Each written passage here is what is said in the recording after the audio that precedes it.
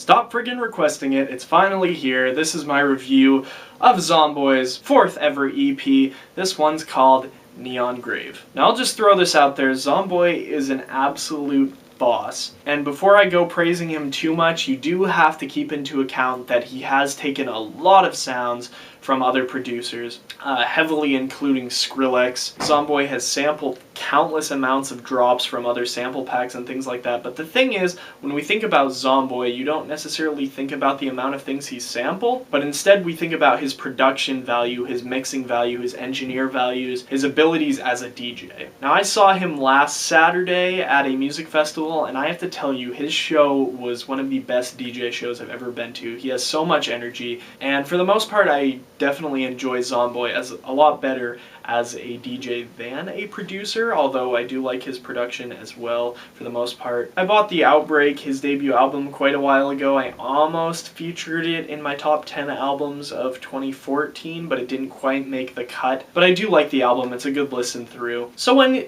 a full project was finally announced for a Zomboy EP, I was really hyped for this, and following the release of, I'll just say, I don't swear, so I'm going to say like a B word on the Never Say Die compilation this year, which I absolutely loved. I was really hyped to hear what he could do with an EP. Now once again, we're not going to get the most original music ever because Zomboy's music isn't necessarily supposed to be extremely original. On the other hand, I think he's one of the best dubstep producers just because his experience in the mixing field.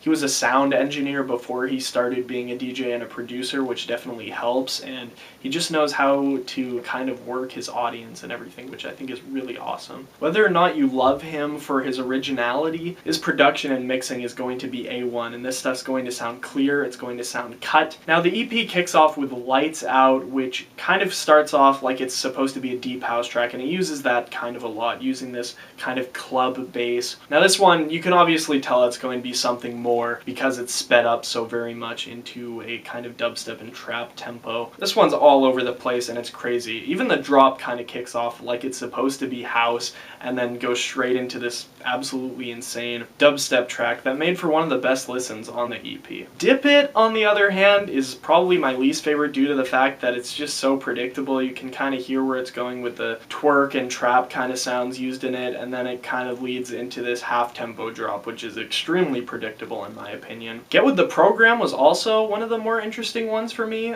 mostly because of the rap that's featured on it is, in my opinion, a lot better than most of the rappers he's featured on his stuff. Kind of heavily reminding me of the styles Foreign Beggars have with their raps. Now this one is another straight dubstep banger, which is really enjoyable and just all over the place. Really digging this one. Miles Away is another one that I wasn't extremely impressed with, although I do like it for the most part. Just kind of sounds like it's kind of taking that same style DJ Snake and Major Lazer have been doing for a little while. Just that slow kind of indie dance and trap kind of mixture genre. Because he's been such a well-known artist in the dubstep scene, it's kind of odd to see him experimenting with such a popular style.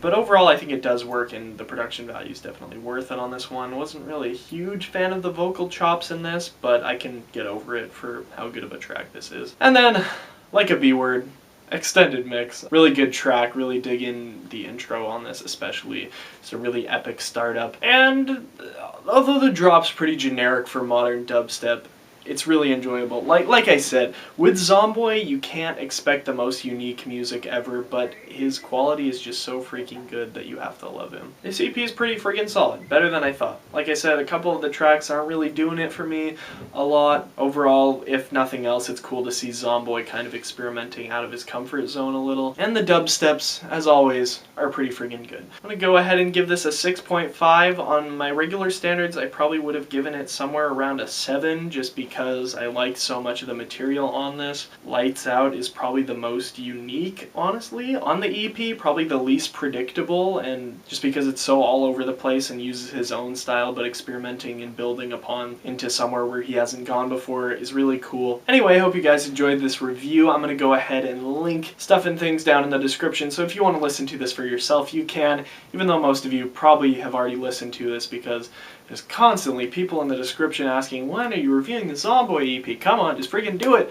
And I just haven't gotten around to it. I haven't even recorded reviews for a couple weeks. I'm gonna stop rambling and go ahead and tell you guys to have a nice day and peace out. I guess. Yeah.